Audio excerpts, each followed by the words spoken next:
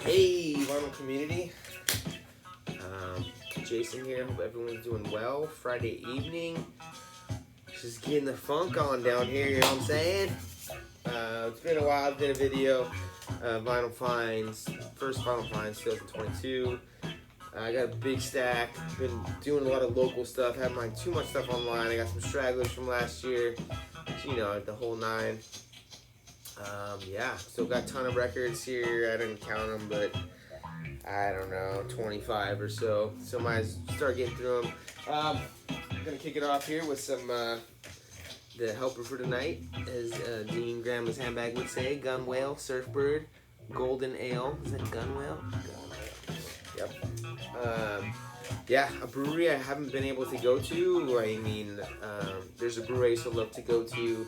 It was across the street from this. It was actually the last kind of night out before pandemic hit. There was a concert playing in Costa Mesa, which is not too far from my house. A band my wife likes, Drama, and we didn't know where to go, so a brewery we loved down, it wasn't too far from the actual venue, maybe 3-4 miles. We decided to go there, and they had really good beer and food, and we got there, it was not the same brewery anymore. They must have sold it, or they left, and it was a different brewery.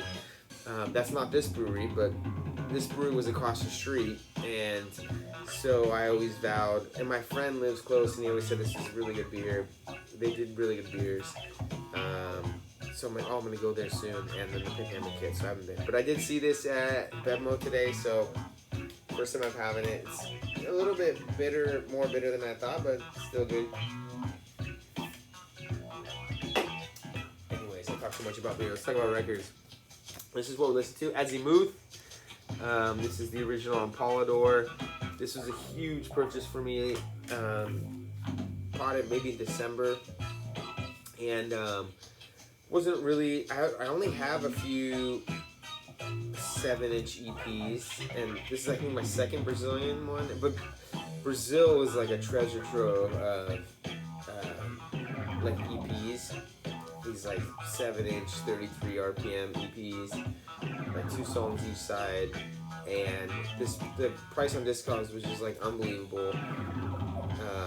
It did say it was near mint, and it is not near mint. It sounds okay actually. I cleaned the living daylight out of this thing. Probably sounds like a VG now. Has a little bit of crackle. Definitely not near mint, but yeah, stoked to get that.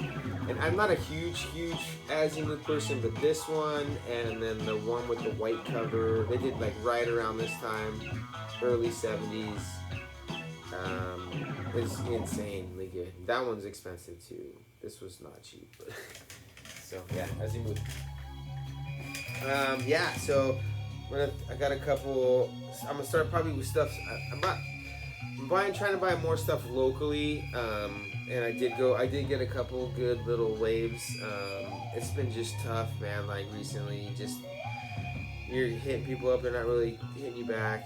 It's just about timing, and you know, I got kids, so it's hard to like really get out. Like, hey, I'm gonna bounce right now and go check out this collection. I can't do that. Hey, can I pay for it and come by? You know, whatever. Late at night, check. You know, it's just difficult. But yeah, I'm gonna skip this one. But yeah, this is some stuff. I'm gonna start with stuff I bought online. I did show some Royal Panel last time I actually played it. This last video I did it before, but this is their 10-inch. I think it's just called 2. Yeah, so really cool. I love these guys. Like avant-garde, free jazz from Norway. Just super pumped on that one. I'm only missing their first 10-inch. Well, they have a kind of like some other like B-side thing online, but this is another one from them. This one probably 21 release, Oro Panel, IMA or IMA. The cover is just insane. Yeah, pretty cool label. This was I think limited to 300, and it's another one of those ones where they did like they took like a recycled sleeve sort of, like turn it around and like print it on the, so you can see it's like an old record sleeve. So yeah, just really cool idea. I think I've never really seen anyone do that, and I just love the artwork on it. It's just insane. I love black and white covers, always get me. But yeah, latest from the Norwegian free jazz company, or whatever you want to call them. This is another one I bought online. This is the Collective Star. Look at that label's insane. Like, this is the first record I think I bought online in 2022. I wasn't really gonna buy stuff online. I was vying for this, like, their second EP. The cover's crazy. I couldn't even find any about the music, but I know, like, pretty high reviews.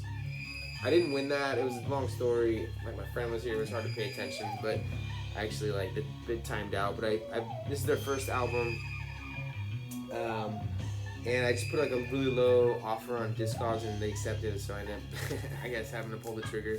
But this is, it's like a guy who plays guitar, and he sings, like, it's very, like, chant-like. Like, I feel like this is supposed to be a spiritual, like, I don't say Buddhist, but, like, you know, you feel like you're kind of, it's like in that kind of environment. But the musicianship with the other players on here, the jazz music on here, is just so good, like, top notch, incredible. But yeah, like, if it was more instrumental, probably this thing would be off the hook, but it is not. And well, actually, when I listened to it before I bought it, and I guess it was, but it made sense. Like, the vibe is more of like a meditation session or something.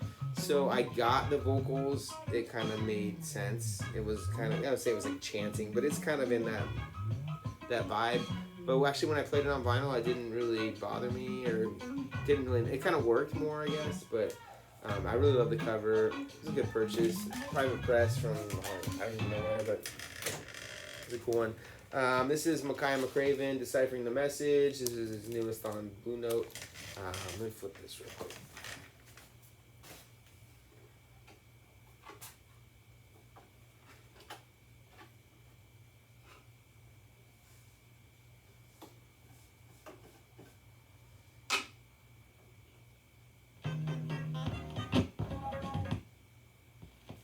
And the B-side actually is my favorite of this EP. It's just a little crackle. Definitely not intermittent. But this is kind of like this crazy, funky carnival. As I was saying, Micaiah McCraven, Deciphering the Message. His latest on new, I think it's 2021 release. Blue Note. I think these are all covers. I did just see him play live, and he played a lot of these songs with Jeff Parker, and Junius Paul was also there. Joel Ross on the vibes, and then Deshaun Jones is playing sax. Yeah, it's awesome. It's like Micaiah McCraven's take on some. I don't know a lot of I didn't know a lot of these songs. I listened to him after, but he definitely brings that kind of like upbeat, funky. I don't want to say funky, but it was almost. My friend likes him. He's like drum and bass. It's very hard and deep. The drums. He definitely brings that out. Yeah. So, anyways, stoked to get that. Finally, this was my grandpa gave me a gift card for Christmas, so I used to buy this. I've been wanting that for a while. I listened to it a lot, like around the holidays online. This is another one I bought with my grandpa's gift card. Marcos Resende and Index. This was put out, I think it was Far Out Records, maybe. I don't know. It's a Brazilian record that I think was unreleased from like the 77 or something. I can't remember, but it was just released. I think it was 2021 or 2020. Kind of like the Azimuth. And this is definitely funky Azimuth, but Azimuth is a little bit more of that like kind of like smooth 80s boogie. It's kind of like that a little bit, smooth, funky, jazz funk, but it's good. And you know, I had the gift card and I was looking for something to buy, and it just made sense. Here is one that I actually pulled from my own collection. I don't say collection. I got boxes that I'm selling. I used to usually sell at my friend's an artist, and there's a God, I love this song. So good. in his hometown, there's like, he's an artist, so they have like a music arts fest, and they usually have some like older bands like Three Dog Night and like Blues Travelers, and it's been off for 2 years, so I've just had like 2 years worth of records that I've just been kind of like stuff that's like doubles or I don't really want, just kind of stashing away, and this was in there, so it's probably in there for like 2 years, and my taste has been changing a little bit, you know, I've been gravitating more towards jazz, and I've known people mention this a couple times, and so I decided to pull out and play it again. And a lot of stuff in there, it's not that I don't like it, it's good, because that's why, I mean, the crappy records I just sell for cheap, and, you know, but I just thought, you know, I'm never going to really spin this when I played it 2 years ago. It's good, but I'm not going to play it, and I played it again, I was like, oh, this is really good, so I'm going to keep it. Yeah, so, plus I'm Milestone, they do a lot of good stuff on Milestone, too. One of my time I tried it. Yeah, so kind of jazz. I'm gonna say a fusion. It's a little more upbeat. This is Georgia Bain Sakundin, the original Phillips with the sandwich cover. So Georgia Bain classic. I mean, this is second album, a little jazzier. But yeah, I'm only 3 Georgia Bain records away. I believe 2 or 3 originals, maybe 2, count 2, from like his original. First one I think was 65, till about 78. So I have about, I'm only missing 2. I have his whole catalog. This is Metameta, Igba. This is like a B-side comp on Tyrannosaurus, a record label from Brazil. It has like an OBI here strip that I kind of took out and put on the side here. Yeah, this is Metameta, one of my favorite contemporary groups from Brazil right now, like, you know, recent Brazilian groups. It's like avant-garde, hard samba rock with, you know, some like sax, and yeah, it's just killer. So yeah, finally, I VCLT'd mine, my copy to Steve Carlson, so, but I did make sure that I was able to grab myself a copy, so, yeah, I just got the package last week, I think, so, yeah, let's look at that. Actually, I'm gonna throw a different record on. I'm gonna play this one, I'll talk about it later, but Dollar Brand, whoop!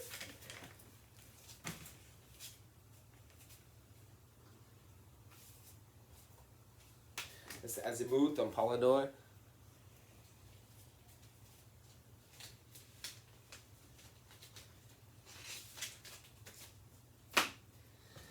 Slideo.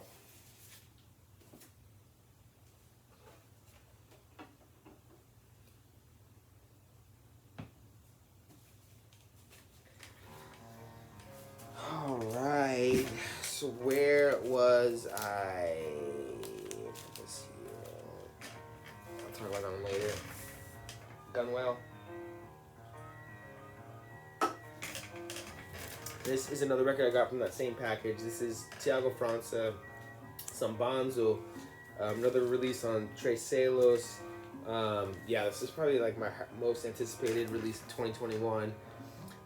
I love Tiago França. He's in Metameta. He is the sax player from Metameta. So, but this is jazz. It's like samba. Kind of like avant-garde, Afrobeat, you know, samba, a little bit carnival style to it. Really, really, really good. I think this was originally released digitally. Might be on CD, I'm not sure. 2012, 13, something. It's been a while. Yeah, so I was really excited when they announced that this was getting pressed. And their covers have really changed. This thing is like hardcore, like thick. Comes with like a booklet and man, yeah, look at that, how thick that. Jeez. Yeah, it comes with a booklet and a poster, and yeah. But yeah, this is really, really, really, really good. I love Tiago França. He's like my favorite jazz, like contemporary jazz musician from Brazil for sure. Without a doubt, his stuff is just fire. So, yeah, I was really pumped to finally get that. This is actually another Thiago França. This also just came out. This is the band. This is on new vinyl. New. Thiago França presents Espectacular Charanga de França. And this is kind of the same thing. This is more of like a B-side comp. No, it's not called B-side. It's just a comp. I don't think they ever released. He has a sort of band. This is Spectacular Charanga de França, and he's done a lot of really cool stuff online, but no one's ever pressed it. So I think this is a lot of just kind of a comp, I guess you'd call it.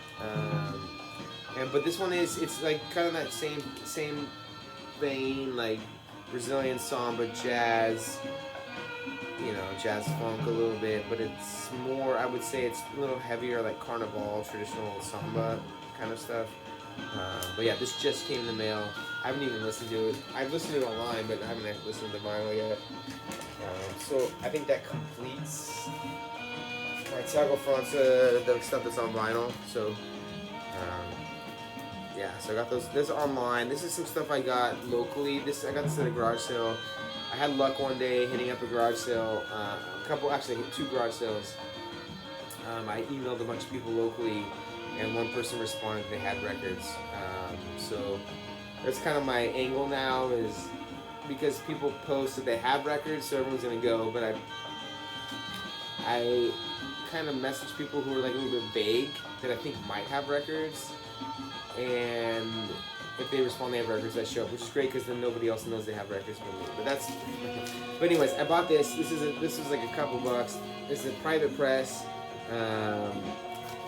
Balkan brass. I don't know. It just looked interesting for a couple dollars, and it's really good. It's like it's Balkan music, but look at these. I think these guys are from Canada, and just look at these guys. How could you not just fall in love with that? But there's like pieces on here, and this one or two guys like wrote wrote a good portion of the music. So a lot of it's like covers and they arranged, but yeah, it's really good. Like there's like moments there was like really psychedelic, like very Eastern psychedelic. It's not all like that. There's definitely moments. There's a couple songs that are really good, bangers. Yeah, but I don't know anything about this. There's nothing on Discogs, never been sold on eBay, nothing. But it's really awesome. I mean, it's not like front to back, just kick ass, but there's a couple really good tracks and a couple really good moments. The drum and the bass, I think they're brothers, but they weren't very adventurous. I mean, it was cool, it was loose. Like, the drummer was pretty loose, but it wasn't like, he didn't really like put a lot of fills in. It was just kind of keeping the same beat the whole time. Same with the bass player, but the accordion guy, I think it was the sax player, probably the trumpet player. They were pretty kick-ass, so they had a lot of really good moments on that. So yeah, pretty cool to find that. That's why I like going to garage sales. I pulled some other random records that I sent a few to Alex at Motorique. This is Italian, whatever. Some like belly down, some stuff. I think he found a pretty good gem in there, so just buying all that stuff locally. Had to grab it, $1. This is another one. I bought this at another garage sale. I went after. They were more of like I want to say called professional garage sailors, but they had, tons of stuff, and they had brought the clothes on the racks. You could tell they would do this all the time. But they did have a box of records, and these weren't the cheapest. I ended up getting like 4 records for $20, which was a great deal because the records I got were awesome. This is one of them. Gil Scott-Heron and Brian Jackson. And unfortunately, the record plays a little bit worse than it looks. It looks like near mint, but I cleaned it a bunch of times. It just still has a little bit of noise.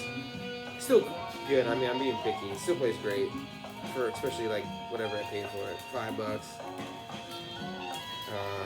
Of course, sort of like jazzy, jazz funk, kind of like spoken word R&B, soul stuff. This was the one. This is actually what we listened to, and this is another one I bought at that garage sale. So it was like $5. My first dollar band record. and with Abraham. Yeah, very like, I don't have any dollar band records, and I've listened to a few, but I'm not like super familiar with his work. But I was really happy when I saw this. I mean, the cover alone, but I knew who he was, and I was like, yes, I want to agree. And yeah, the original on Chiaroscura, I think. Yeah, but like, as you can tell, it's like sort of like free jazz. It's kind of like, it's, you know, it says South African. I think it says South African pianist and composer. So it kind of has a little bit of that like Afrobeat sort of vibe to it too. Yeah, really awesome record. So pumped to get that. That's probably my favorite find locally this year, I would think. So I bought I bought a collection actually from this guy who I bought a few times, and I think he finds really good collections, and he doesn't really take much from it. He takes, you know, the one gem, and he probably flips it for a gain or whatever. Because there's a lot of good records that he keeps in the collections. When I buy a collection, I strip it of like everything decent. Because I sell my friends' things, so I sell them separately, or, you know, obviously upgrade and keep mine. But yeah, this was actually an upgrade. This was this is the original Gloria. I think this is their self-titled with the original hit them. I had a mono copy with a stereo sleeve, so this is an actual matched copy, and this is cleaner than what I had. So super pumped to get that. Obviously, them is kind of that, like, you know, UK mid '60s, kind of like blues pop kind of thing. So yeah, dope. I like them. I like them a lot. Actually, when Van Morrison left them, he did a couple of really good albums. Those are like really expensive too. I would love to get those, but I think they're UK only presses. Neil Young Harvest, a record that I just didn't have. I thought I did. I've had it a bunch of times. I ended up selling it. I'm not like a huge Neil Young person, but he's kind of grown on me a little bit. So I know this one's considered a classic, and I've just been in the mood to keep stuff lately. So yeah, I think this is the original. I don't know if he had a two-tone earlier press or not, but this is good. I mean, my wife's getting into Young lately too, so another reason to keep it. So it makes the wife happy. Happy wife, happy life. Another one from that collection. Yeah, it was a really good collection. I've already sold a few online, and I pretty much made my money back. And I still have a bunch of, you know, just like Van Morrison and stuff to sell at that sale. But Charles Lloyd, Floor's Flower. I've had this at least once, and I sold it. And it's another one of those records where it's not like I don't like it. I just thought I'd listen to it and I'd be like, I'm never gonna spin this. Like, it's good, but I'm just never gonna spin it again. And then I don't know. I kind of heard it again online, and man, I was like, man, I really wish I had that record back. But it's a cheap record. It's like $5-10, but got a really clean copy in that collection, so decided to hold on to it. And the lineup on here is insane. I mean, it's like jazz. It's like free jazz, but not really. I mean, it's pretty accessible. Charles Lloyd on tenor sax, Keith Jarrett piano, Cecil McBee on bass, and Jack DeJohnette on drums. That's why I originally bought it. Was the lineup. I had no idea about it, and this is a live performance. I'm not usually like a live performance person, but yeah, the music. I mean, Keith Jarrett. I do Keith Jarrett pretty well. I do Cecil McBee. Yeah. So stoked to keep that back in the collection. This is another one that was in that collection. This is Tyrannosaurus Rex Unicorn. It's just not a record you see very often. It's kind of like, it's like acoustic blues rock sort of. Yeah, on the Blue Thumb, I think. Yeah, so can't pass up. But I've never seen this record before. So, and for me, I like classic rock, and I have a ton of it. So I just don't. I'll keep a lot of stuff that I just don't see that much. It's good. Like, you know, I'll play that again for sure. Another one I got from that collection. Elton John, Man Across the Water, nothing special, but I finally got a clean copy. I mean, I was buying like tons of collections years ago, and I just was never upgrading my copies like an idiot. And, you know, it's like, oh, I got this album, I'll just, you know, so I already have a double. I'm sure I've had this 10 times, but finally Since I've been like re-listening to my collection, finally got like a really, really super clean, no scuff copy of that classic. And my wife's been getting a lot of Elton John, so it's always nice. These are all from a sale I got. There was a local guy who sells, and I think he's just over it. He's been doing it for like years, 20 years. Buys collections, and every 6 months has a big ass sale at his house. But he blew out everything. Like 9% was $1. So just found a bunch of cool stuff. This is Joe Sal, games people play, and I've been wanting this one for a while, but you know, it's a pretty cheap record, and I just didn't really want to pay like the $10 or whatever it goes for online. It's not like front to back a masterpiece or anything, but it's sort of like, it's kind of like soft psych. It's kind of, a lot of it's like folk, pop rock, soft rock, but there's some like really songs with like a little bit of psych, kind of like soft psych leanings and stuff. Has Hush and Birds of a Feather. Yeah, whatever. It's really cool, killer tracks for $1. I'll play that.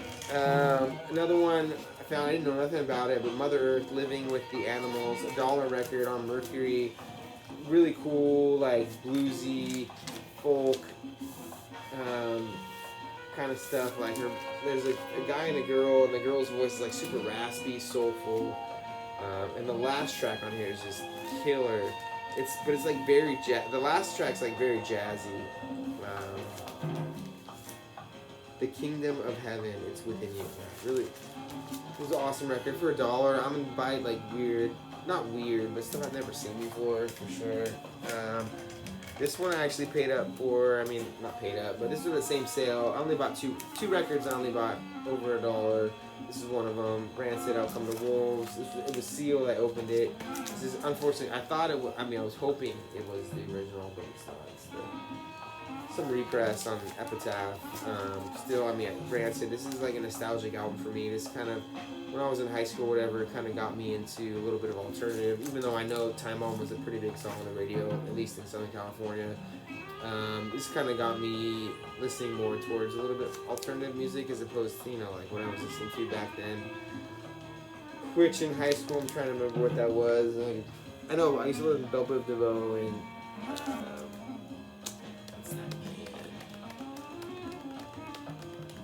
I can't remember, but I used to love them. I used to love like kind of like that very popular like R&B. Man, this album's so good now, front to back. A gem. I would love to get the original one day, and I'm sure I will. This is the other one I paid up for. This is CAC. This is the original on Epic. Kind of, San Francisco garage rock, soft psych kind of thing.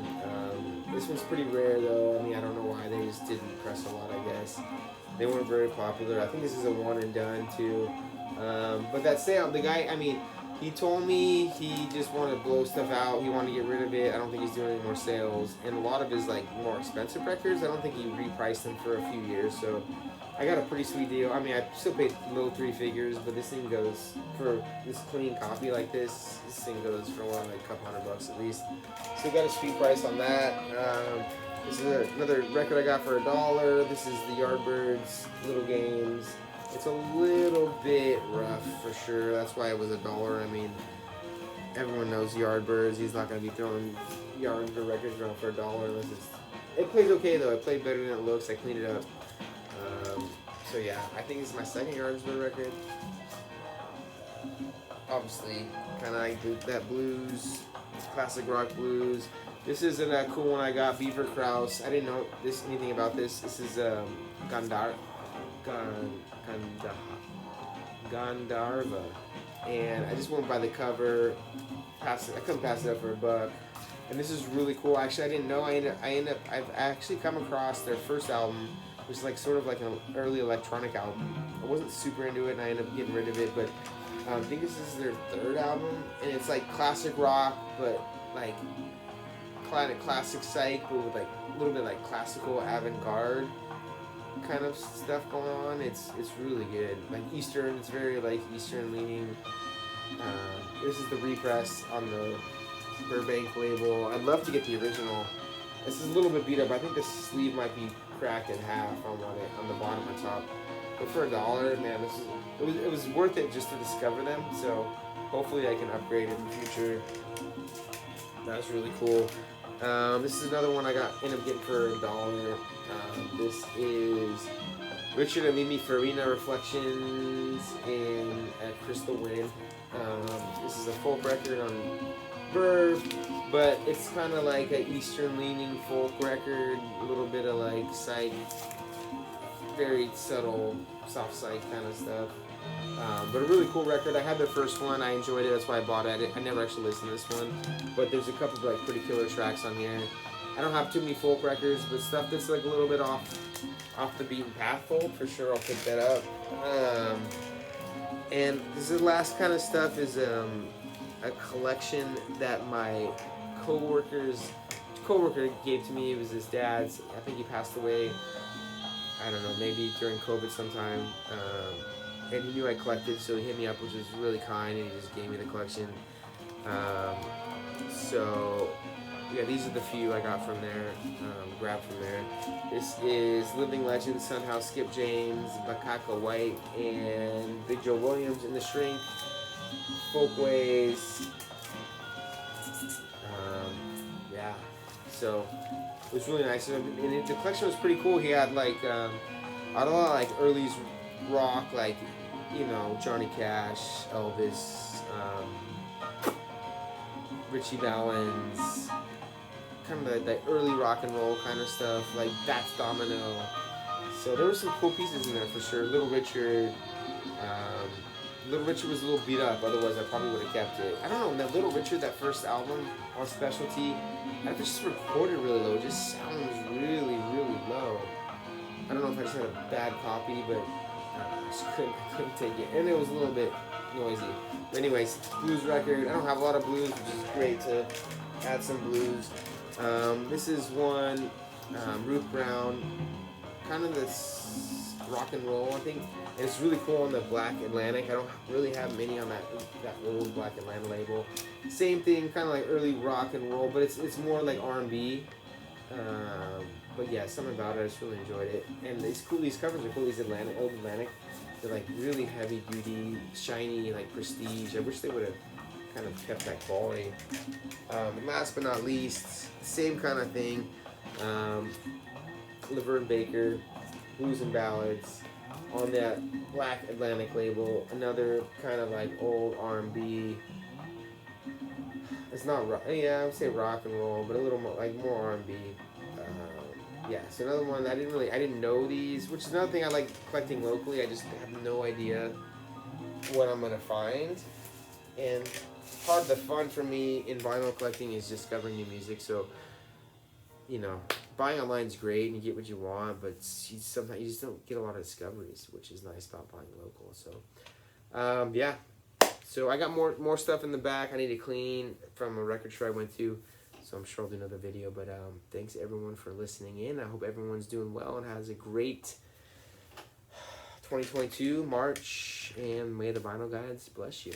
Cheers.